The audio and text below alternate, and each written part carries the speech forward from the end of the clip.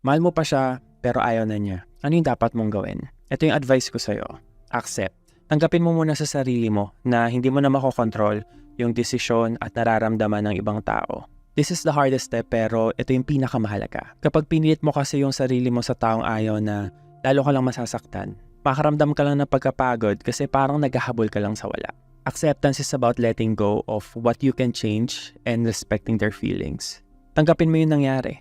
Kahit mahirap, kahit masakit, kahit parang hindi mo kaya. Kasi sa totoo lang, no choice ka eh. Yung mga ganitong sitwasyon, pinupush tayo nito para magawa yung mga bagay o desisyon na dapat nating gawin na makakatulong talaga sa atin. Yung desisyong magliligtas sa atin. Pero ano ba yung mga pwede mo pang gawin? Talk to someone na pinagkakatiwalaan mo. Tingnan mo yung point of view nila. O kaya magsulat ka sa journal ng lahat ng nararamdaman mo. Effective yan sa akin kasi kahit papano, gumagaan yung pakiramdam ko.